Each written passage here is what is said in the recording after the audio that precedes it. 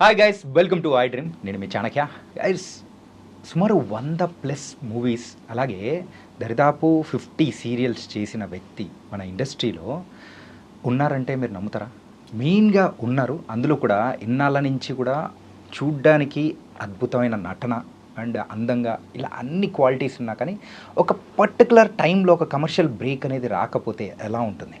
కానీ అయినా కానీ ఆయన చేసుకుంటూ వెళ్తున్న విధానం కానీ ఆయన పాత్రలు కానీ చాలా డిఫరెంట్గా ఉంటాయి. ఆయన ఎవరో కాదు, రాజేంద్ర కుమార్ గారు. ఇప్పుడు మనతో పాటు కూడా రాజేంద్ర కుమార్ గారు ఉన్నారు. మరి ఆయనతో కూడా మాట్లాడదాం. హాయ్ సార్, నమస్తే సార్. నమస్తే అండి సార్. నా అందరికీ నమస్కారం అండి. ఐ డ్రీమ్ ప్రేక్షకులకి వెల్కమ్. చెప్పడానికి నా ఇంట్రడక్షన్ ఏదో కొంచెం తప్పు అనిపించింటే నన్ను క్షమించండి సార్. ఎందుకు తప్పే ఉంది? ఎందుకంటే అన్ని మూవీస్ చేశారు, అన్ని సీరియల్స్ చేశారు. అలుపెరగని పోరాటం అన్నట్టు కూడా సుమారు 25 ఏళ్ళగా మీ ప్రయాణం అనేది కూడా కొనసాగుతూనే ఉంది. కానీ మీకు రావాల్సిన గుర్తింపు రాలేదని నార్మల్గా మా ఫీలింగ్. దీనికి మీరేమంటారు? 100% కరెక్ట్. గుర్తింపు రాలేదు అన్నది కరెక్ట్ కాదు. గుర్తింపు వచ్చింది. నేను చెప్పాలి అంటే ఫ్రాంక్గా అనేక రకమైన షేడ్స్, హిస్టారికలు, మైథలాజికలు, ఒక police officer, good character, bad character, అనేక అద్భుతమైన క్యారెక్టర్లు చేశా.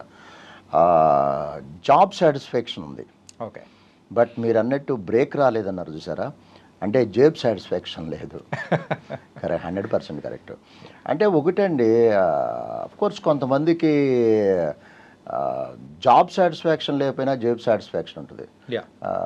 మరి నాకు ఎందుకు రాలేదు, అది నాలో లోపం ఉంది అని, అంటే ఓవర్ కాన్ఫిడెన్స్గా చెప్పట్లేదు, బట్ కాన్ఫిడెంట్గా అని చెప్తున్నా. నాలో లోపం అయితే లేదు. నాకు ఇచ్చిన క్యారెక్టర్ని నేను ఫుల్ఫిల్ చేశాను అని నేను అనుకుంటున్నాను. బట్ దేనికైనా కొంచెం ఉండాలంటారు కదా, అంటే అది లేదేమో అనుకుంటున్నా. లక్ అనేది ఈ ఇండస్ట్రీలో అంత ఇంపార్టెంట్ అంటారా? అంటే ఒకటే అండి, నమ్మేవాళ్ళు నమ్ముతారు, నమ్మనోళ్ళు నమ్మరు. నేను జనరల్గా ఏంటంటే చాలామంది ఇండస్ట్రీకి వచ్చే వాళ్ళకి, కొత్త వాళ్ళకి నేను ఏదో కాసేపు కూర్చుని నా వయసులో అనుభవం కొంచెం చెప్తుంటా, ఎట్లా బిహేవ్ చేయాలిరా బాబు. ఇండస్ట్రీలోనే కాదు, మన లైఫ్లో దేంట్లో అయినా సక్సెస్ కావాలంటే నేను చాలామంది చెప్తా, 4 క్వాలిటీస్ కావాలి మనకి. ఓకే. అంటే ఒక బిల్డింగ్ నిలబెట్టడానికి 4 పిల్లర్స్ ఎలా ఉన్నాయో, మన కెరీర్ నిలబెట్టడానికి 4 క్వాలిటీస్ కావాలి అని నేను అంటుంటాను. చాలామంది చెప్తుంటాను. ఒకటి, ఫస్ట్ ఏదైనా కానీ టాలెంట్ ఉండాలి. రైట్. రెండోది పేషెన్సీ ఉండాలి. తెల్లారిపాటికి వచ్చేసేయాలి అంటే రాదు, పేషెన్సీ ఉండాలి. మూడోది బిహేవియర్ ఉండాలి. ఈ బిహేవియర్ లేకపోతే మీకు టాలెంట్ ఉన్నా ఏదున్నా కానీ తొక్కేస్తారు. ఓకే. గుడ్ బిహేవియర్ ఉండాలి. పెద్దవాళ్ళని గౌరవించాలి, పెద్దవాళ్ళనే కాదు, పెద్దవాళ్ళని చిన్నవాళ్ళని అందరినీ గౌరవించాలి. బిహేవియర్ ఉండాలి. నాలుగోది ఇప్పుడు చెప్పే కదా, లక్, తలరాత కూడా ఉండాలి. ఈ 4 సమపాళల్లో ఉన్నప్పుడే నాకు తెలిసి ఏ ఫీల్డ్లో అయినా ఒక సక్సెస్ రేట్లో ఉంటారని నా అభిప్రాయం. Okay sir. ఇన్ఫ్యాక్ట్ చెప్పాలంటే ప్రజెంట్ మీరు 2 సీరియల్స్ చేస్తూ ఉన్నారు. 3 సీరియల్స్ చేస్తున్నా. సో ఈ సీరియల్స్ అనేది ప్రయాణం ఎట్లా మొదలైంది సార్? ఎవరైనా కానీ యూజువల్గా కింద స్థాయి నుంచి వెళ్తుంటారు. ఇప్పుడు నార్మల్గా అంటే ఇప్పుడున్న జనరేషన్ ఒకసారి అబ్జర్వ్ చేసుకుంటే షార్ట్ ఫిలిమ్స్, ఒక నార్మల్గా ఏదైనా మధ్యలో వచ్చిందంటే సీరియల్స్, తర్వాత సినిమా, ఇట్లా ఒక గ్రాఫ్ అనేది ఒకటి ఉంటుంది. అవును. కానీ మీ విషయంలో మాత్రం కంప్లీట్ రివర్స్ ఉంది. అంటే ఫస్ట్ మూవీస్ నుంచి తర్వాత టర్న్ తీసుకొని ఇక్కడ సీరియల్స్ ఇట్లా చేస్తూ ఉన్నాను. ఎందుకు సార్ ఇలాగా? కరెక్టేనండి. ఎవరైనా మీరు అన్నట్టు ఫైనల్ గోలు మూవీసే, అక్కడికే వెళ్ళాలని కోరుకుంటాడు.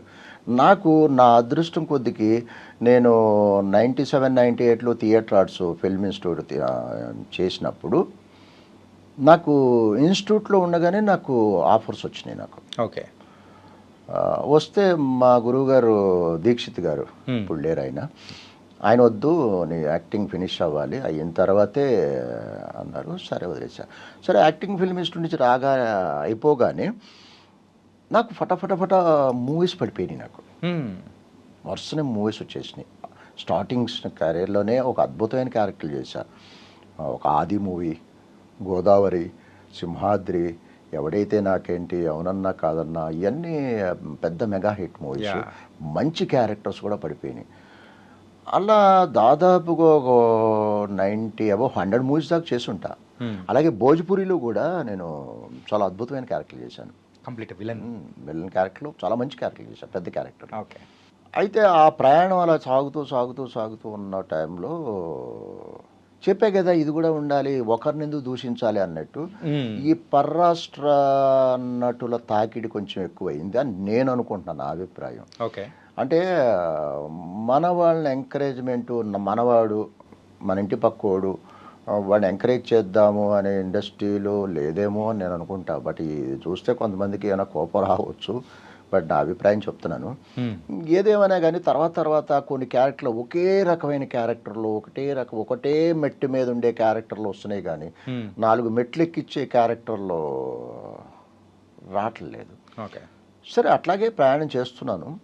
సరే నా టైం బాగాలేదు, ఒకళ్ళెందుకు దూషించాలనే ఉద్దేశంతో చేస్తూ వచ్చాను. అనుకోకుండా ఒక 5 years బ్యాక్ ఒక టీవీ సీరియల్ ట్రాక్ పడింది, ఒక సీరియల్ పడింది. ఆ సీరియల్ తర్వాత 1 by 1 సీరియల్స్ వస్తూనే ఉన్నాయి. అంటే దాదాపు 5-6 ఏళ్ళ నుంచి నేను వెనక్కి తిరిగి చూడట్లేదు. ఎప్పుడు చేతిలో 3, 4, 5 సీరియల్స్ కూడా ఉంటుంటాయి. అంటే నాకు ఊపిరాడుకోకుండా సీరియల్స్ రావడం వల్ల నేను మూవీస్కి చేయలేకపోతున్నా, డేట్స్ అడ్జస్ట్ అవ్వట్లేదు. ఈవెన్ అటు షిఫ్ట్ అవుదాం అనుకున్నా కానీ ఇవన్నీ ఆపేస్తున్నాయి, నేను బ్లాక్ చేసేస్తున్నాయి. దీన్ని ఆపలేను. ఇంకో ఫ్రాంక్గా చెప్పాలి అంటే ఏ మాటగా మాట చెప్పాలంటే హీరోయిన్ మెయిన్ విలన్ విషయాన్ని పక్కన పెడితే మిగతా ఆర్టిస్టులతో కంపేర్ చేసుకుంటే, అంటే మూవీస్లో ఉన్న ఆర్టిస్ట్ చూస్తే మూవీస్ కంటే టీవీ సీరియల్ వాళ్ళకి ఎక్కువ గుర్తింపు ఉంటుందండి. విపరీతమైన గుర్తింపు. చిన్నపిల్లలు, ఆడపిల్లలు, అమ్మ, మగవాళ్ళు అందరూ గుర్తుపడుతుంటారు మమ్మల్ని. రెండోది, ఒక ప్రాజెక్ట్ ఒప్పుకున్నాం అనుకో, కనీసం 2 ఏళ్ళు 3 ఏళ్ళు హ్యాపీగా వెళ్ళిపోతుంటుంది. ఒక్కొక్క ప్రాజెక్ట్ నుంచి మంత్లీ శాలరీ లాగా, అంటే కంఫర్ట్ లైఫ్.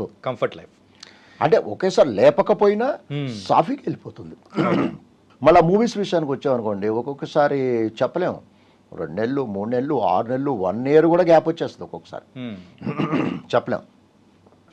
చలో ఈ ట్రాక్ నడుస్తుంది, సరే దీన్ని వదిలిపెట్టి అక్కడికి వెళ్ళినా ఇరగదీసి నన్ను తీసుకెళ్ళి పెద్ద మెయిన్ విలన్ చేయరు, మళ్ళీ అదే మెట్టు మీద ఉండాలి. ఇక్కడ బాగుందని కంటిన్యూ చేస్తున్నాను. బట్ సీరియల్స్ బాగుంది నాకు ప్రస్తుత పరిస్థితుల్లో. ఓకే. ఇంకొంచెం డీటెయిల్గా మనం మాట్లాడుకునే ముందు మెయిన్ ఏంటంటే ఫస్ట్ సినిమాల గురించి వచ్చేద్దాం సార్. సినిమాలలో స్టార్టింగ్ మీ మూవీ ఆకాశ వీధిలో కాదా సార్? యాక్చువల్గా అందులో పైలట్ ఆఫీసర్ నేను అదే ఫస్ట్ మూవీ అనుకుంటా. లే సంగీతం శ్రీనివాసరావు గారు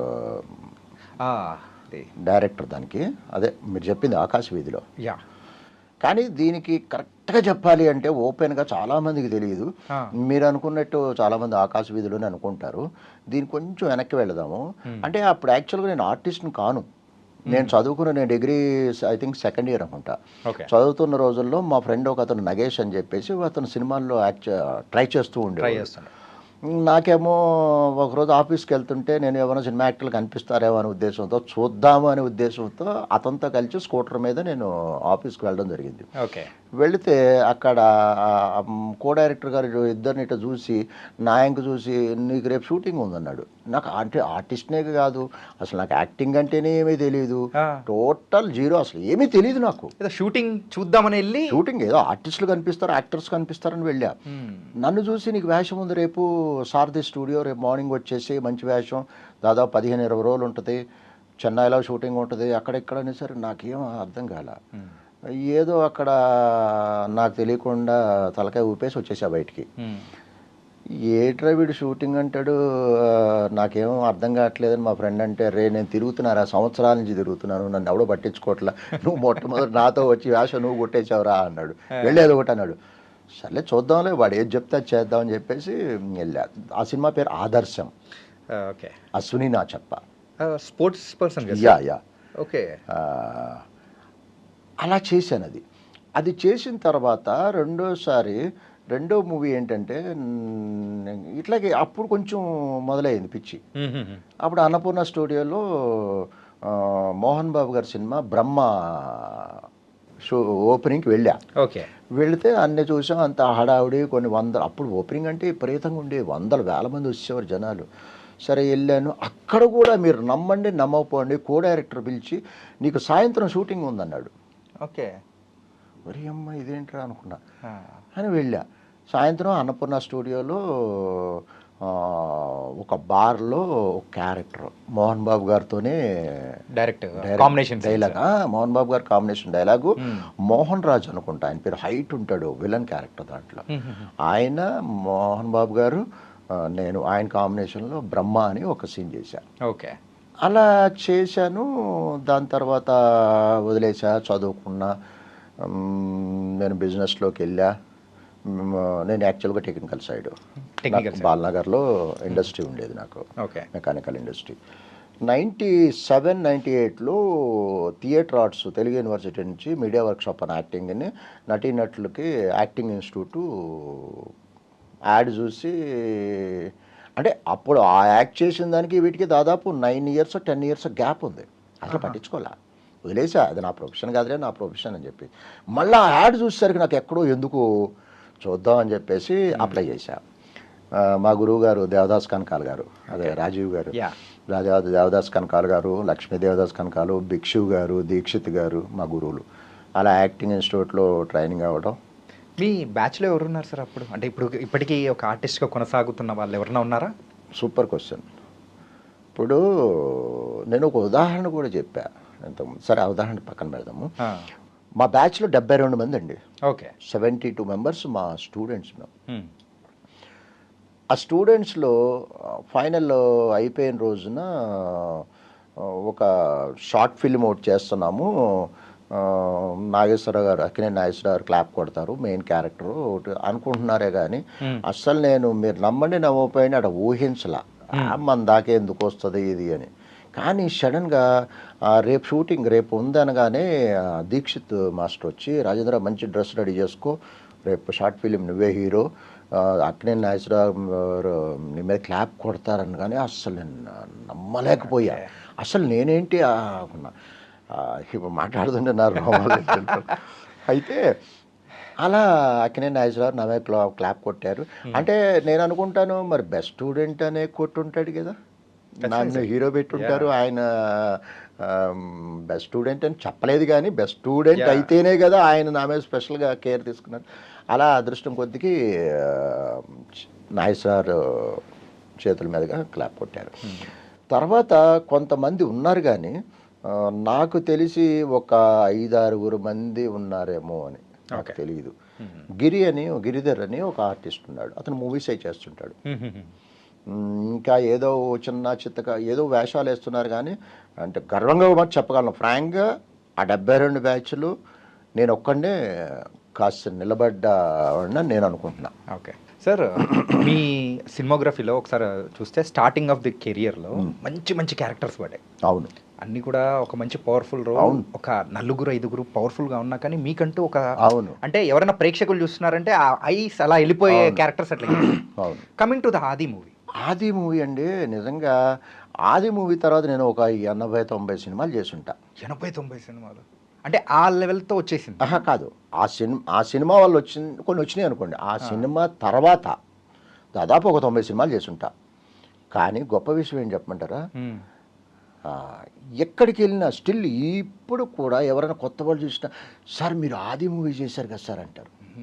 అంటే ఇన్ని సినిమాలు గుర్తులేదు, ఆది సినిమా మాత్రం గుర్తుపెట్టుకున్నారు. అంటే బ్లాక్ బస్టర్ దమ్ అది, సినిమా దమ్ అది.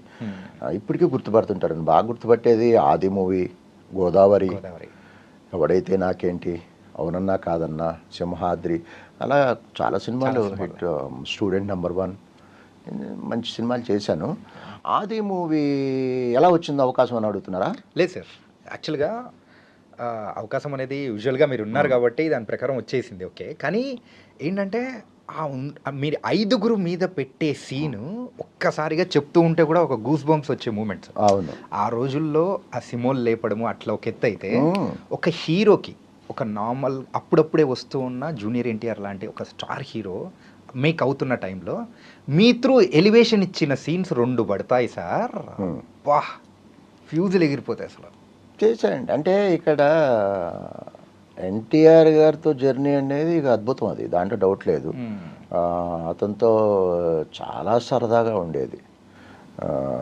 చాలా చిన్నపిల్లడు అప్పుడు, తనకంతా నాకు తెలిసి 20 years కూడా లేవనుకుంటా, 19-20 years. చాలా చక్కగా ఉండేవాడు, సరదాగా. ఒక పిక్నిక్ లాగా అయిపోయింది. చాలా అద్భుతమైన ఎక్స్పీరియన్స్. దాదాపు 45 రోజుల పైన చేసాం మేము. ఇది ఆ, మీరు జైల్లో ఉంటారు కదా, అవును. సో ఆ సీన్ ఎక్కడ సార్ తీసింది? ఇక్కడే మన తీసేశారు. ఇప్పుడు ఆ ప్లేస్లో గాంధీ హాస్పిటల్ కట్టారు. ఓకే ఓకే మన ముషీరాబాద్ జైలు అది. Okay okay okay Musheerabad jail. Musheerabad. దాంట్లో కూడా నాకు ఒకటి చెప్పుకోవాలి. క్యారెక్టర్ అనేది రెగ్యులర్గా ఏదో వెళితే వచ్చింది కాదు, నాకు విచిత్రంగా వచ్చింది నాకు. ఓకే. ఎట్లా అంటే నేను అప్పుడు అదే టైంలో స్టూడెంట్ నెంబర్ 1 చేస్తున్నా, రాజమౌళి గారిది, ఎన్టీఆర్ గారిది. ఎన్టీఆర్ గారు. నానక రామగూడలో క్లైమాక్స్ ఆ రోజున దాదాపు ఒక 500-600 మంది స్టూడెంట్స్, హడావుడిగా ఉంది. దాంట్లో నేను పోలీస్ ఆఫీసరు. యా. రాజమౌళి గారు అన్నారు, నీకు టైం ఉంది, రిలాక్స్ అవ్వు అన్నాడు. సరే, అక్కడ కుర్చీ ఉంది, కుర్చీలో కూర్చున్నాను. నా పక్కనే ఒక రెడ్ కలరు మారుతి 800 ఒకటి ఉంది, తన పక్కన కుర్చీలో కూర్చుని ఉన్నా. ఒక 2 పర్సన్స్ అలా నడుచుకుంటూ వచ్చారు. అక్కడి నుంచి నన్ను అబ్జర్వ్ చేస్తూ వచ్చారు. వచ్చి దగ్గరకు వచ్చి, ఆర్టిస్టా మీరు అన్నాడు. అంటే అప్పుడు డ్రెస్లో లేను, మామూలుగా కూర్చున్నా. ఆర్టిస్టా అంటే అవునండి, మీరెవరు అని అడిగా. అంటే ఫస్ట్ పర్సన్ నన్ను వినయ్ అంటారు అని పరిచయం చేసుకున్నాడు. ఓకే. అంటే వినాయక్ గారు. వినాయక్ గారు. పక్క ఆయన నేను బుజ్జి అని పరిచయం చేసుకున్నారు. అంటే ఎవరు? ప్రొడ్యూసర్ బుజ్జి. నల్లమలపు శ్రీనివాస్ గారు.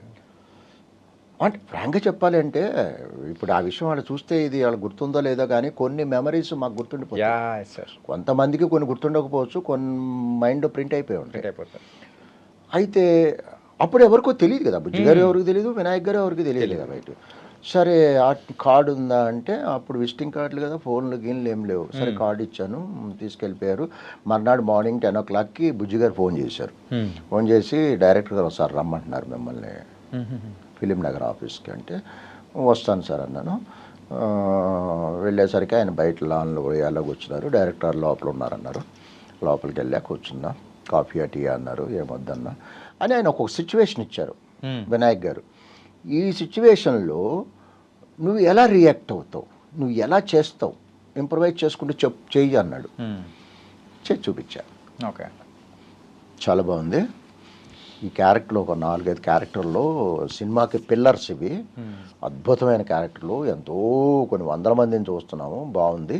నేను అప్పుడు క్లీన్ షేవ్లో ఉండేవాడిని. గడ్డం పెంచు అన్నాడు.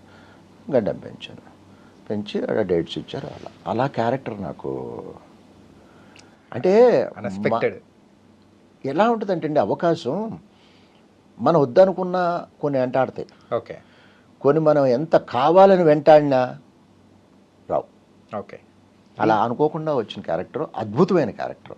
ఈ క్లైమాక్స్ ఒకటి సీన్ జరుగుతుంది కదా సార్, ఈ సీన్ జరుగుతున్న టైంలో ఎన్టీఆర్ గారు కూడా అద్దం పగలగొట్టి ఆ టైంలో కూడా మీరు ఉన్నారు అక్కడ మన విజయనగరం ఆ కోట దాంట్లో. అవును, ఫైట్ సీన్లో కొట్టారు ఆయన, పాపం కట్ అయిపోయి ఫుల్ బ్లడ్. అప్పుడు హాస్పిటల్కి వెళ్ళి కుట్లు వేయించి మళ్ళీ అంత బాధలో కూడా ఆయన యాక్ట్ చేశారు. అయితే ఇక్కడ ఒక విషయం చెప్పాలి, మేము ఫేస్ చేసాం. ఓకే. మేము యాక్చువల్గా ఒక ఓపెన్ టాప్ జీప్లో తిరుగుతుంటాం. అది green colour, olive green jeep. అది అది ఎక్కడో లొకేషన్లో చేసాం. కట్ చేస్తే మళ్ళీ లొకేషన్ ఎక్కడ? కర్నూలులో షూట్ చేయాలి. సరిగ్గా సంక్రాంతి మార్నింగ్ అందరికీ ఇంట్లోకి విషెస్ చెప్పాము, వచ్చాము. గ్రీన్ కలర్ జీప్ దొరకలే అక్కడ. అప్పుడు ఏం చేశారు, కంటిన్యూటీ కోసం అనేసి అప్పటికప్పుడు స్ప్రే పెయింటింగ్ తీసుకొచ్చి గ్రీన్ పెయింటింగ్ వేసేసారు. తడిగా ఉంది, ఆరలా. మేము 5 షార్ట్ ఏంటంటే జీప్లో మేము 5 నిలబడి ఉంటాం ఓపెన్ టాప్లో. 4 టైర్లో జీప్ మధ్యలో పెద్ద గొయ్యి తీసుకుని అక్కడ కెమెరామెన్ పెట్టుకుని ఇలా కెమెరామెన్ గారు అంటే ఆ జీప్ వెళ్ళిపోద్ది, ఆ షాట్ అక్కడ పెట్టారు. అక్కడ భూమిలో పెట్టారు ఆ జీప్ మధ్యలో. ఓకే, అది పాస్ అయిపోవాలి. అది షాట్. అది ఎవరో ఎన్టీఆర్ గారు డ్రైవ్ చేయాలి. సరే, కెమెరా కింద ఉంది కదా అని చెప్పేసి ఎవరో కో డైరెక్టర్ ఎవరో తెలియదు, గుర్తులేదు, అతను డ్రైవ్ చేస్తాను. ఏసీ గేర్ స్పీడ్గా తీసుకున్నాడు. ఇలా ఆ స్పీడ్గా తీసుకునేసరికి ఎవరో ఎక్స్పెక్ట్ చేయలేదు కదా. అక్కడి నుంచి ఒకేసారి కింద పడిపోయా. జర్రం జారిపోయి, ఎందుకంటే తడిగా ఉంది తడిగా కదా. ఉంది అది పెయింట్. జారి కింద పడిపోయినప్పుడు జనరల్గా నలుగురిలో పడిపోయినప్పుడు మనకు ఒక ఇన్సల్ట్గా ఉంటుంది కదా మనిషికి. నేను అమ్మా పడిపోయారా అనేసి ఇన్సల్ట్గా ఫీల్ అవుతూ ఇలా చూసుకుని ఇలా టర్నింగ్ ఇచ్చుకుంటే అక్కడ పెద్ద కుప్ప ఉంది. కుప్ప ఏంటంటే ఆ నలుగురు ఒకళ్ళ మీద ఒకళ్ళు పడి ఉన్నారు. ఓకే. అంటే 5గురం కింద పడిపోయాం, ఓకే. ఒకళ్ళ మీద ఒకళ్ళు పడి ఉన్నారు, నేను పక్కన పడ్డా.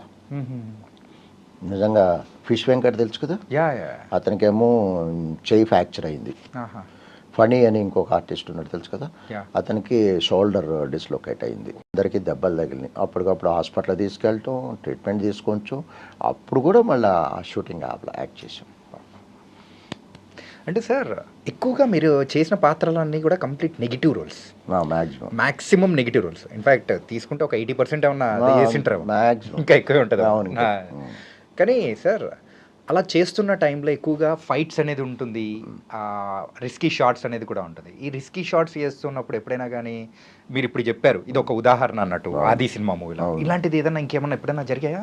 జరిగినాయండి. ఒకటేంటండి, దాదాపు ఒక 6 డజన్ పైనే నేను దాదాపు చావు అంచులు అంటారు చూసారా, అక్కడ దాకా క్షణంలో చచ్చిపోయేవాడిని. అక్కడ దాకా వెళ్ళి తిరిగి వచ్చిన సంఘటనలు దాదాపు ఒక 6-7 ఉన్నాయి. అవి చెప్పాలంటే 6 ఎపిసోడ్లు అవుతాయి ఇక్కడ. కానీ ఒకటి చెప్తాను, అంటే ఇంతకు ముందు కూడా చెప్పాను నేను, బట్ వాళ్ళు వేరే ఉండొచ్చు, ప్రేక్షకులు వేరే ఉండొచ్చు. కానీ స్కేరీ మూమెంట్ అది మాత్రం మర్చిపోలేని మూమెంట్. అదే మర్చిపోలేని మూమెంటే ఇప్పుడు నేను చెప్పబోయేది. ఈ 6 డేంజరస్ ఇది. గోదావరి మూవీ చూసి ఉంటారు మీరు. చూసాను సార్. గోదావరి మూవీలో వీరయ్య అనే విలన్ క్యారెక్టర్, అది వాడు రియలైజ్ అవుతాడు. రియలైజ్ అయిపోయి నేను మళ్ళా మనిషి అంటూ పుడితే నేను మనిషిగా పుట్టించు, రాక్షసుడిలా పుట్టించదు అని భగవంతుడిని వేడుకుంటూ రెయిన్ ఎఫెక్ట్లో బోట్లు వెళ్ళిపోతే, బోట్లు వెనకాల పంటి అంటారు అనుకుంటా, వెదురు బొంగులతో వాటర్ లెవెల్లో వెళ్తుంటే పంటి అంటారు, అంటారు, ఐడియా లేదు. దాని మీద ఆ బోట్ అలా వెళ్ళిపోతుంటే ఎడ్జ్లో నిలబడి రెయిన్ ఎఫెక్ట్లో దండం పెట్టుకుంటూ ఓ పేజీ డైలాగులు చెప్పేసి ఆ గోదావరిలో అలా వెనక్కి పడిపోయి సూసైడ్ చేసుకోవాలి. గోదావరిలో పడిపోయి అది సీను.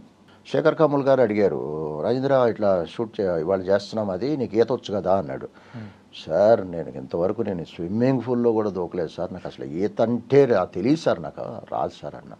ఓ అలాగా, సర్లే నీ షర్టు ఇస్తే వాటర్ మీద తేలినట్టు వేసి డైలాగ్ పోస్ట్ చేస్తాను, ఎవరితో ఉన్నా వేరే సూసైడ్ చేసుకున్నాడు, ఆత్మహత్య చేసుకున్నాడు అంటే, లేదు సార్ నేను చేస్తాను సార్ అంటే, ఎట్లా చేస్తావు అంటే, చేస్తాను సార్ అని చెప్పేసి జాకెట్ ఉంటుంది కదా లోపల, లైఫ్ జాకెట్, ఆ జాకెట్ వేసుకుని షర్ట్ వేసుకుని రెడీ అయిపోయా. మీరు నమ్మరు, సత్యంగా చెప్తున్నా, ఇప్పుడు నేను ఇంటర్వ్యూ అని చెప్పట్లా, నేను 50-50లో ఉన్నా. వస్తే వస్తా, లేదంటే రాను. అది ఎక్కడ పాపికొండల మధ్యలో. షూటింగ్ తర్వాత నేను ఎంక్వైరీ చేస్తే తర్వాత తెలిసింది ఏంటంటే, అక్కడ 3 తాటి చెట్ల డెప్త్ ఉంటుందంట, రెండోది మొసళ్ళు తిరుగుతుంటాయి అంట అక్కడ. అయితే నేను 50-50 తెలుసుకున్నా, వస్తే వస్తాను లేదంటే లేదు, నేను చేస్తాను కొన్ని మొండోడిని అని అందరికీ. మీరు జమ్మరు కొంతమంది 2-3 ఫ్రెండ్స్ కూడా చెప్పేసా, ఏమైనా తేడా వస్తే ఎవరికి ఫోన్ చేయాలి, ఏం చేయాలి అని అప్పగింతలు కూడా చెప్పేశాను ఇంట్లో ఫ్రెండ్స్కి. రెడీ అయిపోయి సేమ్ చెప్పాను, అలా గోదావరిలో వాటర్ లెవెల్లో నిలబడి అలా పడిపోయా. బోట్లు వెళ్ళిపోతుంటాయి, అలా పడిపోయేసరికి ఒక 9-10 అడుగులు లోపలికి వెళ్ళిపోయా నా వెయిట్కి. నాకు ఒకటే కంట్రోల్ చేసుకున్నా, నీళ్లు తాకూడదు, బ్రీత్ కంట్రోల్ చేసుకోవాలి అని అనుకున్నా. నేను అడిగా, ఇది ఆపగలదా అంటే, ఓ 150 కేజీలైనా ఆపుద్దండి జాకెట్ అన్నారు. సరే పడిపోయి టప్ అని పైకి కొట్టేసింది నన్ను. వాటర్ అంటే జాకెట్ లేపుకొచ్చేసింది. ఆ వాటర్ లెవెల్కి దాదాపు ఒక 40-50 అడుగులు అలా వాటర్లో కొట్టుకుంటూ వెళ్ళిపోతానే ఉన్నా. నేను తల పైకి పెట్టుకుని నీళ్ళు తాగకుండా బ్రీతింగ్ కంట్రోల్ చేసుకుంటున్నా. అప్పుడు ఒక మినీ బోట్ వేసుకుని 2 గజేతగాళ్ళు వచ్చి నా దగ్గరకు వచ్చి నన్ను పట్టుకుని బోట్లో వేసుకుని తీసుకొచ్చి మళ్ళీ ఈ బోట్లో వేశారు. వచ్చిన తర్వాత కొంతమంది డైరెక్టర్ల దగ్గర మనం ఎక్కువ మాట్లాడితే ఇగో ఫీల్ అవుతారు, కొంతమంది అస్సలు ఇవ్వకపోరు, చిన్నవాళ్ళు చెప్పిన తీసుకుంటారు. నిజంగా ఈ విషయంలో ఇప్పుడు నేను చెప్పబోయే విషయంలో శేఖర్ కమ్ముల్ గారికి హ్యాట్స్ ఆఫ్. ఏంటంటే వచ్చి కూర్చున్నా, చూడు షార్ట్ చూడు అన్నాడు. నేను ఎక్కడ కూర్చున్నా, శేఖర్ కమ్ముల్ గారు కూర్చున్నారు, మానిటర్కి కూర్చున్నాను. మానిటర్ ముందు సరే ఎన్ని ఫ్రేమ్స్ పెట్టారు సార్ అన్న. అంటే 24 ఫ్రేమ్స్ అన్నాడు. నేను ఒక్కసారి అన్న ఈ ఎక్స్ప్రెషన్ ఇచ్చా. అంటే ఏమైంది అన్నాడు. ఏం లేదు సార్ అన్న. ఏమైంది చెప్పంటే ఏం లేదు చెప్పండి సార్ ఏమన్నా అన్న. చెప్తావా లేదా అన్నాడు. సార్ నేను వాటర్ లెవెల్లో నిలబడ్డాను సార్, వెనక్కి పడిపోయాను సార్. 24 ఫ్రేమ్స్ పెట్టారు మీరు, కళ్ళు మూసి కళ్ళు తెరిచే లోపు నేను నీళ్ళల్లో ఉంటా. ఆడియన్స్కి నేను అసలు కనపడతానా సార్? బిల్డింగ్ నుంచి పడుతుంటే ఆ ట్రావెలింగ్కి at least 1 second half second time ఉంటుంది. ఒక బిల్డింగ్ నుంచి పడుతుంటే ఆల్రెడీ వాటర్ లెవెల్లో ఉండి అలా పడిపోతే ఏం కనపడతాం? 24 ఫ్రేమ్స్ కనపడం కదా సార్ అంటే ఆయన నిజంగా గ్రేట్ పర్సన్. అసలు ఇంత కూడా ఆలోచించకుండా యుగోకు వీడు చెప్పేది ఏంటి అని యుగోకు పోకుండా వన్ మోర్ అన్నాడు. ఆల్రెడీ అంత రిస్క్ అని తెలిసిన తర్వాత కూడా మళ్ళీ వన్ మోర్ అన్నాడు. నేను రెడీ అయ్యా దానికి కూడా 1 మోర్కి. 72 ఫ్రేమ్స్ పెట్టాడు ఆయన. అంటే అలా పడినప్పుడు అలా అలా అలా అలా అలా అలా స్లో మోషన్ పట్టడం, వాటర్ అలా అద్భుతంగా వచ్చింది. మళ్ళీ సేమ్ పట్టడం, లోపలికి వెళ్ళటం, కొట్టుకెళ్ళటం, మినీ బోల్ట్ తీసుకురావడం లోపల తీసుకెళ్ళి లోపల పడేయడం, అలా 2 సార్లు చావు అంచుల దాకా వెళ్ళొచ్చా. తర్వాత అడుగుతే అక్కడ 3 తాటి చెట్లు డెప్త్ ఉంటుంది, ముసళ్ళ తిరుగుతాయి అన్నారు. ఆ డాన్స్ కొరియోగ్రాఫర్ స్వర్ణ మాస్టర్ బల్లి దూకా ధైర్యం చేసావు, మంచి ఎతగాడు అనుకుంటా మేడం, నాకు ఎప్పుడు ఈతే రాదు మేడం ఎప్పుడంటే తిట్లు తిట్టింది ఆవిడ నన్ను. బుద్ధుందా నీకు, పిచ్చి పిచ్చి పనులు చేయి, మాకు ఇలాంటి ఎప్పుడు రిస్కులు చేయకు జీవితంతో ప్రాణాలతో, ఎప్పుడూ చేయొద్దమ్మా, ఎప్పుడు చేయొద్దని బాచివాట్లు పెట్టింది ఆవిడ. అది ఇప్పటికీ తలుచుకుంటే ఇంత చేశానా. ఇంకా ఒక సాడ్ విషయం చెప్పమంటారా దీంట్లో? అది నేను ఫస్ట్ డే ఐమాక్స్లో చూసా. తెలుసు సార్ మీరు ఆ సాడ్ ఐమాక్స్లో చూసి హ్యాపీ అన్న, చాలామంది ఫోన్లు చేస్తున్నారు, ఫుల్ హ్యాపీ. 4వ రోజు ఫోన్ వచ్చింది. ఏంటయ్యా అంటే సీన్ కట్ చేశారు అని. అసలు కట్ చేయాల్సిన అవసరం లేదు. లెంగ్త్ ఉందా, తిప్పి కొడితే ఆ డైలాగు పడిపోతాం. మ్యాక్సిమం ఉంటే 2 మినిట్స్ ఉంటుంది. ఆ 2 మినిట్స్ ఎంత ఎఫెక్ట్ ఉంది. ట్రిమ్ అయ్యింది, లేపేశారు సీన్ అంటే ఏడుపు వచ్చేసింది. నిజంగా ఏడ్ చేసి ఫోన్లు కనిపించిన వాళ్ళకల్లా కో డైరెక్టర్లకి అందరికీ ఫోన్లు చేసి పచ్చి బూతులు తిట్టేశా. అంటే ఆ ఫ్రస్ట్రేషన్ అంత రిస్క్ చేసిన వాడికి ఆ షాట్ 3 రోజుల తర్వాత కట్ చేయాల్సిన అవసరం ఏంటి? రీజన్ ఏంటంటే ఇప్పటికీ క్వశ్చన్ మార్క్. సార్ అది మీరు అందులో బతుకుతారు కదా, హ్యాపీ ఎండింగే ఉంటుందేమో. లేదా చనిపోతా కదా. చనిపోతారా? ఓకే, చనిపోతా. అది వేరే రకంగా సూసైడ్ చేసుకుంటాడు. అదే మళ్ళీ మనిషి అంటూ ఉంటే, జన్మ అంటూ ఉంటే మనిషిగా పుట్టించని చెప్పేసి సూసైడ్ చేసుకుంటాడు. ఓకే, అంటే అక్కడ డైలాగ్లో పోస్ట్ చేశారు చచ్చిపోయాడని. అసలు అద్భుతమైన షాట్. అసలు శేఖర్ కమ్ములు గారు అన్నారు, ఎంతమంది మెచ్చుకున్నారు ఆ షాట్ చూసి. సర్లేండి, ఓకే. చావు, కర్ణుడి చావుకి 1,00,000 కారణాలు ఉంటాయి. 1,00,000 కారణాలు అన్నట్టు. ఇంకా తర్వాత అయితే మీరు మూవీస్ అనేది కూడా కంప్లీట్గా ఒక 20 ఇయర్స్ చేసుకుంటూ వెళ్ళిపోతూ ఉన్నారు. గుర్తింపు తెచ్చినేటి మెయిన్గా చూసుకుంటే ఆ స్టార్టింగ్ ఆఫ్ ద కెరియర్లో ఎక్కువ ఉన్నాయి, కానీ అవునవును తర్వాత ఇక రొటీన్ అయిపోయి చెప్పాక ఒకటే మెట్టు మీద. కానీ సార్ మీ పర్సనాలిటీ వైజ్ కానీ లేకపోతే యాక్టింగ్ వైజ్ కానీ మీరు చెప్పిన ఆ 4 పిల్లర్స్లో అన్నీ ఉన్నాయి. అంటే లక్ అనేది పక్కన పెట్టేసిన అది దైవాధీనం, అది లేదు. ఈ 3 అనేది మీకున్నాయి. అవును. కానీ ఎందుకు మీరు హీరోగా యాక్ట్ చేయడానికి ఇష్టపడలేదు? అంటే హీరోగా చెయ్యాలి అంటే ఫ్రాంక్గా చెప్పాలి అంటే నాకు రాలేదు కాబట్టి చెప్తున్నాను అని కాదు, నాకు హీరోగా చేయడం ఇష్టం లేదండి. అదే మీరు ఇంత ముందు కూడా చెప్పారు, కానీ నాకు విలనే ఇష్టం. నాకు గతంలో ఏదో చిన్న మూవీ ఒక టీవీ సీరియల్లో నువ్వు రెండింటికి సూట్ అవుతావు, విలన్కి సూట్ అవుతావు, హీరోగా సూట్ అవుతావు, నీ ఇష్టం ఏది చేస్తావు అంటే నేను విలన్ చేస్తా అంటే నవ్వేరు వాళ్ళు. పిచ్చోడు హీరో చేయకుండా విలన్ అంట. లేదు సార్, నాకు విలనే కరెక్ట్. ఎందుకో నాకు ఫస్ట్ నుంచి ఆ షేడ్ అంటే ఇష్టం. అంటే విలన్కి స్కోప్ ఉంటుందండి, ఎంత చేస్తే అంత చేయొచ్చు, దానికి లిమిట్ ఉండదు. విలనిజానికి వాడి పర్ఫార్మెన్స్కి లిమిట్ ఉండదు, ఎంత చేస్తే అంత వస్తూనే ఉంటుంది. నాకు తెలిసి హీరో క్యారెక్టర్లో కొన్ని లిమిట్స్ ఉంటాయి. చేతులు ఎలా పెట్టుకోవాలో కూడా లిమిట్స్ ఉంటాయి అక్కడ. అలా బుద్ధిగా చేతులు కట్టుకుని నిలబడాలి, లేదంటే ఉంటాయి. అదే విలన్ వాడు ఏమైనా చేసుకోవచ్చు, ఎక్కడైనా గీక్కోవచ్చు, ఏదైనా చేసుకోవచ్చు. ఆ బాడీ లాంగ్వేజ్లో లిమిట్స్ ఉండవు విలనిజానికి. ఎందుకో నాకు ఫస్ట్ నుంచి నాకు విలన్ క్యారెక్టర్లే ఇష్టం. నిజం చెప్పాలంటే జనాల్లో కూడా విలన్ క్యారెక్టర్లే ఎక్కువ గుర్తుపడతారండి, Yeah. చూస్తారు కూడా. అందుకే ఇప్పుడు పేపర్ కూడా చూడండి, ఫర్ ఎగ్జాంపుల్ ఒక పేపర్లో పడింది, ఇప్పుడు చాణక్య అనేవాడు 100 కోట్లు దానం చేశాడు, లేదంటే ఇంకొకడు ఎల్లయ్య పుల్లయ్య కిడ్నీలు దానం చేశాడు అని ఉంటుందండి. ఇక్కడ రాజేంద్ర అనేవాడు బ్యాంకు దోచాడు లేదా మానభంగాలు చేశాడు అని ఉందని రెండు పక్క పక్కనే పడినాయి అనుకోండి paper. Positive person, negative person, positive person కూడా ఫస్ట్ ఈ న్యూస్ చదువుతాడు కానీ ఈ న్యూస్ చదవడు. అవునా కాదా? కరెక్టే సార్. పాజిటివ్ పర్సన్ కూడా మంచితనం చూడడం, చెడు చదువుతాడు ముందు. అంటే చెడు అనేది తొందరగా జనాల్లోకి వెళ్ళిపోద్ది.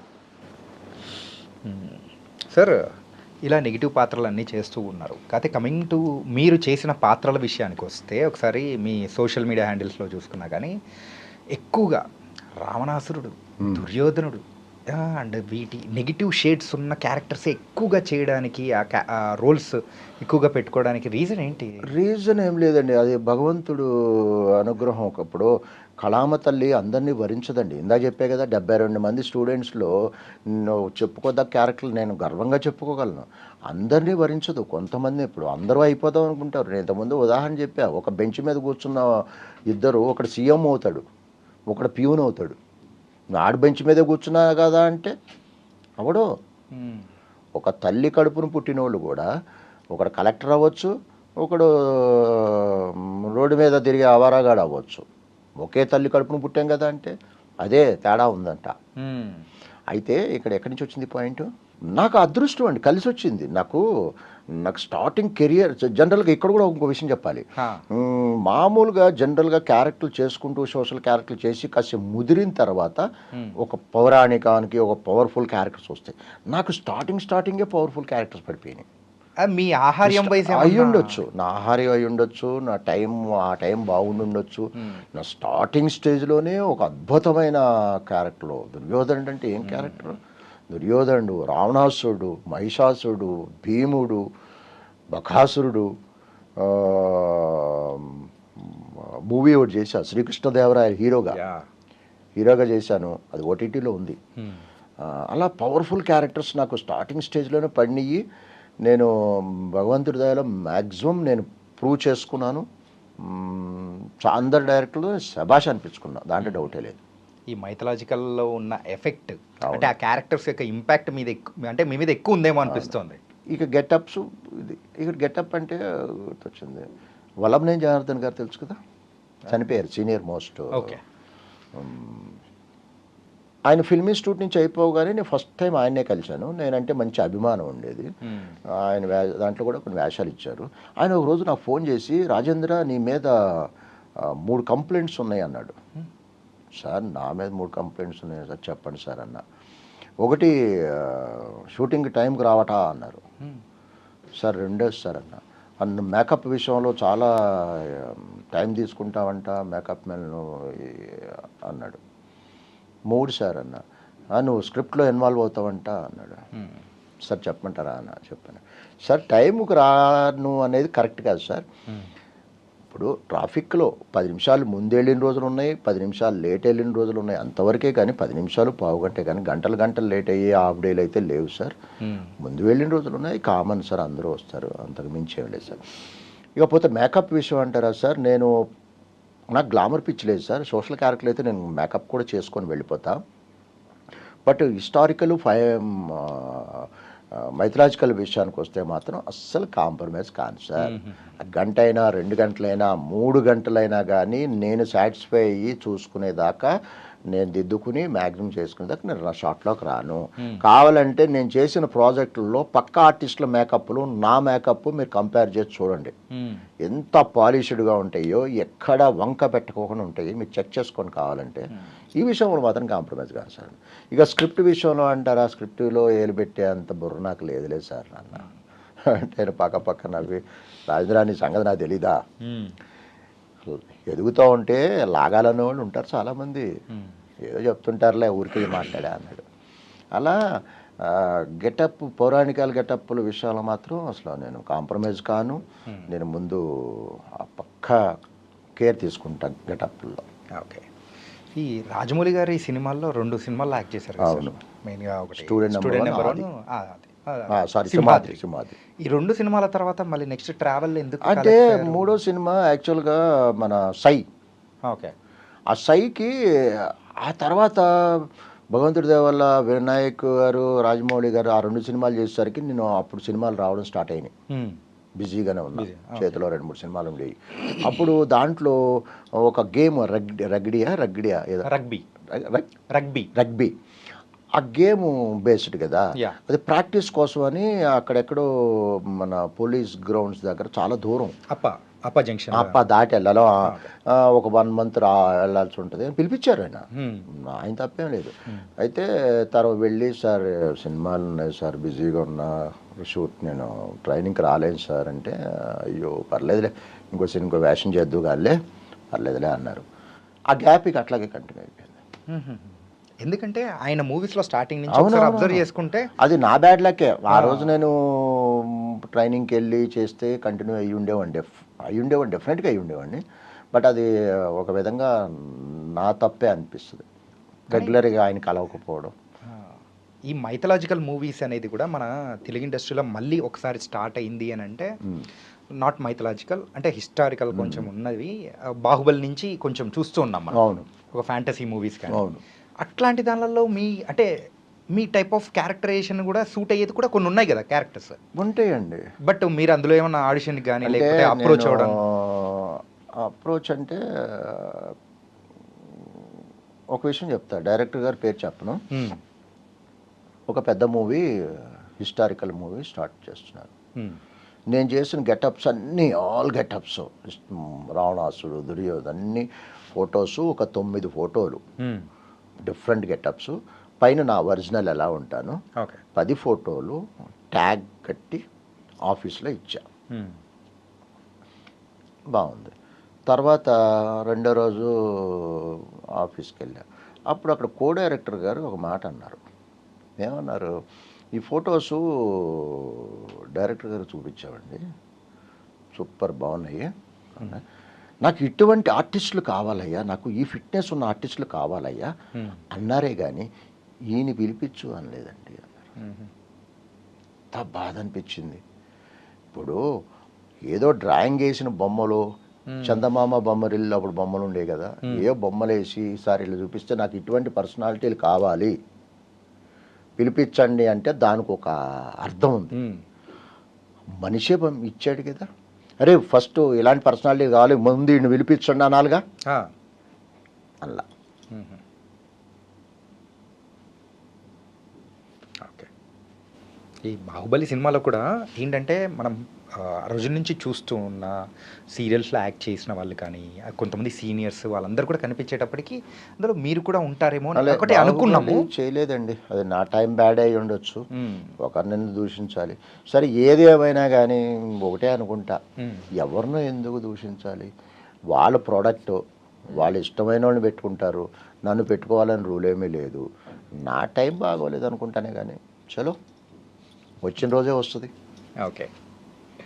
అండ్ సార్ మీరు గుర్తింపు గురించి దాని గురించి ఒకసారి అన్నారు కదా సార్, ఏంటంటే ఆ క్యారెక్టరేషన్ పలానా క్యారెక్టరేషన్ నాకు అంటే ఇలాంటి వాడే కావాలి అని చెప్పేసి ప్రత్యేకంగా మిమ్మల్ని పిలిపించుకొని ఒక నాటకంలో అవకాశం ఇచ్చిన వ్యక్తి ఒకరున్నారు కదా, ధర్మవరపు సుబ్రహ్మణ్యం. ఓ ఆయన పర్టికులర్గా అంటే ఇది మీరు మెన్షన్ చేశారు కాబట్టి దానికి కనెక్షన్ అక్కడ ఉంది. కొంతమంది ఉంటారండి, కొంతమంది బాగా మంచి క్వశ్చన్, మంచి రిలేటెడ్ లింక్ ఉన్న క్వశ్చన్ వేసావు బాబు నువ్వు. చూసి కూడా ఇన్ని పిలిపించడం వల్ల కొంతమంది ఎట్లుంటారు, నాకు వాడే కావాలంట. అది ధర్మవరం సుబ్రహ్మణ్యం గారు. ఇక్కడ ఒక్క 2 నిమిషాలు వెనక్కి ఫ్లాష్ బ్యాక్ వెళ్తాను. అప్పుడు నేను చెప్పే కదా, నేను ఇండస్ట్రీలో ఆర్టిస్ట్ కానప్పుడు వేషాలు 2 వేషాలు అనుకోకుండా వచ్చినాయి అని చెప్పాను కదా, ఇందాక చెప్పడం మర్చిపోయా. అదే టైంలో దానికి ఏదో సందర్భంలో ధర్మవరం సుబ్రహ్మణ్యాన్ని కలవడం జరిగింది. ఆయన ఒక వేషం చెప్పారు. ఆ వేషం ఏంటి అంటే ఆనందో బ్రహ్మ. అప్పట్లో పెద్ద కామెడీ సీరియల్, పెద్ద హిట్ సీరియల్, అది పిచ్చెక్కిపోయే జనాలు ఆ టైంకి అక్కడ కూర్చునేవారు. టీవీ దానికి ఒక చిన్న వేషం ఇచ్చారు దాంట్లో నాకు. ఆయన కాంబినేషను కృష్ణమోహన్ అని ఆర్టిస్ట్ ఇప్పుడు చేస్తున్నారు, ఆయన ముగ్గురు కాంబినేషను. నేను టీవీలో చిన్న స్క్రీన్ మీద మొట్టమొదటిగా చూసుకున్న అవకాశం ఇచ్చి చూసుకున్న ధర్మవరపు సుబ్రహ్మణ్యం గారు. అది డీడీలో వచ్చింది కదా సార్? డీడీలో వచ్చింది. తర్వాత ప్రయాణం ఒక సీరియల్ ఏదో చేశాను. తర్వాత విక్రమార్కుడు క్యారెక్టర్. విక్రమార్కుడు తెలుసు కదా, శవాన్ని భుజాన్ని వేసుకుని వెళ్తుంటాడు, కథ చెప్తుంటాడు, బేతాళుడు, నిజం చెప్పకపోతే 1000 చెక్కలైపోద్ది, ఇది సబ్జెక్టు. అయితే ఆయన ఫిక్స్ అయ్యాడు విక్రమార్కుడికి రాజేంద్ర బాగుంటాడు అనేసి. అప్పట్లో పెద్ద మొబైల్స్, పెద్ద సోషల్ మీడియాలు పెద్దగా లేవు, ఫోన్ నెంబర్లు కూడా లేవు. అప్పుడు ఎంక్వైరీ చేశారు, నా అడ్రస్ దొరకలా. 2-3 చెప్తే లేదు దొరకట్లా అంటే, లేదు నాకు లేట్ అయినా పర్లా, నాకు రాజేంద్రే కావాలి విక్రమార్కుడు క్యారెక్టర్కి, అతనే సెట్ అవుతాడు అనేసి 3-4 రోజులు నా గురించి సెర్చ్ చేసి నన్ను పట్టుకున్నారండి. నిజంగా ఆయనకి ఎక్కడున్నారో స్వర్గలోకంలో. నిజంగా ఆయనకి నేను ఎప్పటికీ నా లైఫ్లో మర్చిపోను, ఆయనకి ఎప్పటికీ రుణపడి ఉంటా. నన్ను 4-5 రోజులు ప్రాజెక్ట్ ఆపుకుని ఆ క్యారెక్టర్ నాతో చేసి, అది పంజగుట్ట శ్మశానం ఉంది చూసారా, అక్కడ. అయితే దానికి సంబంధం లేకపోయిన చిన్న విషయాలు అంటే, కొంతమంది క్వశ్చన్లు వేస్తారు, దేవుడు ఉన్నాడా దెయ్యాలు ఉన్నారా అని. మరి ఉన్నాడో లేడో నాకు తెలియదు, కష్టం ఉంటే ఉన్నాడు అనుకుంటాడు, కష్టం ఉంటాడు. అలాగే దెయ్యాలు కూడా నేను పెద్దగా నమ్మను. కానీ ఒక చిన్న ఇన్సిడెంట్ చెప్తా. అక్కడ పంజగుట్ట శ్మశానంలో ఈవినింగ్ 6కు మొదలెట్టి తెల్లారి 6 వరకు నైట్ అంతా షూటింగ్ చేసాం. అక్కడక్కడ డెడ్ బాడీస్ కాలుతున్నాయి. అక్కడే భోజనాలు చేసాము. భోజనాలు కాడే అక్కడ బోన్స్ ఇక్కడ బోన్స్ కనపడుతూనే ఉన్నాయి. చేసాం షూటింగ్. శవాన్ని వేసుకున్నా, చేసా తెల్లవార్లు వాడిని మోసా బక్కొండ. ఇంటికి వెళ్ళానండి. తెల్లారి వెళ్ళి ఫ్రెష్ అయ్యి స్నానం చేసి ఇంట్లో మా మిస్సెస్ వాళ్ళు ఊరు వెళ్ళారు. ఒక్కడనే ఉన్నా. Penthouse. అరౌండ్ 10 o'clockకి బ్రేక్ఫాస్ట్ చేసి 10:30, 11 o'clockకి నాకు తెలియకుండా నిదట్లోకి వెళ్ళిపోయా. అలిచిపోయే కదా నైటు, ఈ శవాన్ని మోసి, సారీ మనిషిని మోసి, ఆర్టిస్ట్ని మోసి. అయితే అరౌండ్ 10:30, 11 o'clock అనుకుంటే నాకు తెలియకుండా నిదట్లోకి వెళ్ళిపోయా. తలుపులన్నీ తీసే ఉన్నాయి. ఇంట్లో ఎవరు లేరు. 4:30, 5కి మెలకు వచ్చింది. 10, 10:30కు పడుకున్నానండి. 4:30కు 5కు మెలకు వచ్చింది. మెలు బద్ధకంగా చూసుకున్నా 4:30, 5 అయింది. కట్ చేస్తే డేట్ మారిపోయింది. ఓకే, అంటే మీరు 1:30 రోజు పడుకున్నా. ఎంతసేపు కళ్ళు కడుక్కుని స్నానం చేసి ఫ్రెష్ అయ్యి చూసినా 4:30, 5 అయింది. ఇది కరెక్టే, ఓకే, పొద్దున పడితే సాయంత్రం లేచా. కానీ డేట్ ఎలా మారింది అంటే, అన్ని అవర్స్ నాకు తెలియకోకుండా ఎవరైనా పడుకుంటే 10 hours, 11 hours, మహా అయితే 2, 8, 16 గంటలు పడుకుంటాను. దాదాపు 1.5 డే నాకు తెలియకుండా తలుపులన్నీ తీసే ఉన్నాయి. పడుకుని నిద్రపోయా. ఇప్పటికీ నాకు అర్థం కాని విషయం. అన్ని గంటలు కనీసం బాత్రూమ్ కూడా అసలు మెలకువే లేదు. మరి ఎంత అలసిపోయినా అన్ని గంటలు నిద్ర పట్టదే. అది ఇప్పటికీ దాదాపు 20 ఏళ్ళు అయిపోయింది. ఇప్పటికీ నాకు అర్థం కాని విషయం. అది ఒక మిస్టరీ అలాంటిది. 1.5 డే పడుకున్నాం. ఎప్పుడు సార్ ఇది? అప్రాక్సిమేట్ ఏ ఇయర్ ఇది? 2004 అనుకుంటండి. 2004 అంటే దాదాపు 20 years 2005 అనుకుంటా, I think. Sir, coming to the serials graph మీద ఒకసారి అబ్జర్వ్ చేస్తే ఇప్పటివరకు ఒక 30,000+ ఎపిసోడ్లు, ఒక 30-40 సీరియళ్ళు, అవును, ఇన్ని చేశారు. కాకపోతే మీకంటూ ఒక ప్రత్యేకమైన గుర్తింపు, బయటికి వెళ్ళినా కానీ మిమ్మల్ని బాగా తిట్టుకునే ఆడియన్స్ అనే ఉన్నారంటే వదినమ్మ త్రూ వచ్చింది అనుకోవచ్చా? 100% అనుకోవచ్చు. నన్ను ఇన్ని సీరియల్ చేశాను. ఈ మధ్యకాలంలో నెంబర్ 1 బాగా గుర్తింపు వచ్చి బాగా తిట్టుకున్న సీరియల్ ఎవరయ్యా అంటే వదినమ్మ, దాంట్లో డౌట్ లేదు. నాకు మంచి వేషం ఇచ్చిన ఈ సందర్భంగా ప్రభాకర్ భయ్యాకి థ్యాంక్స్ చెప్పుకుంటా. ఓకే. దాని తర్వాత మౌనరాగం. ఈ రెండు ఒక రేంజ్లో లేపినాయి నన్ను. ఇప్పటికీ వదినమ్మ ఎవరైనా డైరెక్ట్గా తిడుతుంటారు, నాకు ఫేస్బుక్లో మెసేజ్లు పెడుతుంటారు. ఇప్పటికీ కొన్ని సీరియల్స్కి, నువ్వు ఇంత ఎదవ అనుకోవాలా, ఇంత దుర్మార్గుడు అనుకోలేదు, ఇంత హింసిస్తావా, అసలు మనిషివేనా అని పెట్టి లాస్ట్లో చాలా బాగా చేశారండి అంటుంటారు. అంటే నువ్వు ఎంత తేడితే నాకు అన్ని సర్టిఫికేట్లు అయ్యి, అన్ని అవార్డ్స్. ఇప్పుడు నువ్వెందుకు తిట్టావు? నేను నిజంగా చేసేస్తున్నాను, నా కొడుకు చేసేస్తున్నాడు అని నువ్వు ఫీల్ అయ్యావు కాబట్టి నీ నోట్లోంచి తిట్టొచ్చింది. నేను ఆర్టిఫిషియల్గా ఏదో చేస్తే నువ్వు ఇన్వాల్వ్ అవ్వు. నువ్వు ఇన్వాల్వ్ అయిపోయి నేను నిజంగా చేస్తున్నానేమో అని నువ్వు ఇన్వాల్వ్ అయ్యావంటే దాని అర్థం నేను క్యారెక్టర్లో ఇన్వాల్వ్ అయ్యాననే కదా, అంటే నేను బాగా చేశానని అర్థం కదా. కాబట్టి మీరు ఎంత తిట్టుకుంటే నాకు అంతే బ్లెస్సింగ్స్ లాగా నేను భావిస్తుంటా. నన్ను డైరెక్ట్గా ఫేస్బుక్లోనే కాదండి, డైరెక్ట్గా కూడా తిడతారు. అంటే అంటే మీరు చేసే క్యారెక్టర్స్కి ఓన్ అయిపోయి అయిపోయింది అనమాట. సార్, ఇన్ని సంవత్సరాల సినీ రంగ ప్రయాణంలో హీరోస్గా కానీ డైరెక్టర్స్గా కానీ ఎవరైనా కానీ మీకు క్లోజ్గా అంటే ఆత్మీయ మిత్రులు అని కొంతమంది అనుకుంటుంటారు, అట్లా ఎవరైనా ఉన్నారా? అంటే ఆర్టిస్ట్ పరంగా అంటే నాకు ఫిల్మ్ ఇన్స్టిట్యూట్లో నా బ్యాచ్మేట్ ఒక అతన్నాడు, కట్టా రవీంద్ర శర్మ అని. ఓకే. అతను డాక్టర్, అప్పుడు చేసేవాడు, ఇప్పుడు రిటైర్ అయ్యి ఇప్పుడు యాక్టింగ్లో తను కూడా చేస్తున్నాడు. నిజం చెప్పాలంటే అతను ఒక్కడే నాకు కాసేపు వారానికి 2 సార్లు 3 సార్లు ఎక్కడ ఉన్నారా, ఏం చేస్తున్నావు అంటే ఒక ఫ్రెండ్ ఇంకో ఫ్రెండ్ కంటే అవసరం ఉంటే ఫోన్ చేయడం ఫ్రెండ్ కాదండి. ఓకే. అవసరం లేకపోయినా కానీ ఎక్కడున్నావు, ఎలా ఉన్నావు, బాగున్నావా, పిచ్చాపాటి ఏం చేస్తున్నావు అని అప్పుడప్పుడు అడుగుతుంటాడు చూసారా, వాడు అసలైన స్నేహితుడని నేను అనుకుంటున్నాను. ఆపదలో ఆదుకున్నవాడు. ఇక ఇంతకుముందు చెప్పాను, మళ్ళా చెప్తా, తప్పే ఎన్నిసార్లు చెప్పినా తక్కువే. నాకు ఒక ప్రాణమిత్రుడు ఉన్నాడు. ఓకే. ప్రాణమిత్రుడు నిజంగా చెప్పాలి అంటే అతను నేను బతికున్నంత కాలం నేను మర్చిపోకూడదు, మర్చిపోతే నేను మనిషిని కాను. నాకు హెల్ప్ చేశాడు. నీకు ఏ అర్ధరాత్రి 1 గంటకు 2 గంటలకైనా నువ్వు ఫోన్ చేసి నీకేం కావాలి అంటే చెప్పరా, నీకు ఉంటుంది నీ ముందు గంటలో అంటాడు. ఓకే. మామూలు కాదు. ఆంజనేయ ప్రసాద్ అని అతని పేరు. బయట సార్ ఇక్కడే ఉంటాడు, విజయవాడ దగ్గర, ఖమ్మం. చెప్పే కదా, నా లైఫ్లో అత్యంత ప్రాణమిత్రుడు ఎవడయ్యా అంటే వాడొక్కడే. ఓకే. ప్రాంగా చెప్తున్నా, ఏదో డైలాగ్ చెప్పట్లా, అతను నా ప్రాణం ఇచ్చేయమని ఇచ్చేస్తా. కానీ లైఫ్లో ఒకరు అట్లాంటి వాళ్ళు ఉంటేనే సార్. నన్ను కష్టకాలంలో ఆదుకున్నాడు. రైట్. కష్టకాలం అంటే ఫైనాన్షియల్గానా లేకపోతే ఇక అన్ని అంతే, అదే కదా మరి. మనిషికి ఫస్ట్ కాలం అంటే మనిషికి కష్టకాలం అంటే అదే కదా. కానీ కొన్ని చెప్పకూడదు కానీ అది కూడా ఒక గొప్ప విషయం చెప్పిన, దాంట్లో కూడా ఒక టచ్ ఉంది, ఒక గొప్ప విషయం ఉంది. దాదాపు అతను నేను 40 సంవత్సరాలు విడిపోయి అతను కాంటాక్ట్ లేదు, నేను కాంటాక్ట్ లేదు. నేను ఏదో ఆర్టిస్ట్గా చేస్తున్నానని తెలుసు కానీ బట్ అతను ఎక్కడ ఉన్నాడో నాకేం తెలియదు. ఒక సీరియల్లో చూసి అరే వీడు రాజేంద్ర అని, ఆ సీరియల్లో వాళ్ళ ఫ్రెండ్ ఎవడో యాక్ట్ చేశాడే చూడమని చెప్తే అతను చూస్తూ నన్ను చూశాడు. ఓకే. నన్ను చూసి కాంటాక్ట్ నెంబర్ చూశాడు, తీసుకుని 40 సంవత్సరాల తర్వాత మళ్ళా నీకు నేనున్నా అన్నాడు చూసారా, వాడు స్నేహితులంటే. ఈ కష్టాలంటే ఇప్పుడు కంటిన్యూస్గా సినిమాలు తీస్తూ ఉన్నారు, సీరియల్స్ అంటే లాస్ట్ 5 years నుంచి సీరియల్స్ అనేది కూడా ఉన్నాయి.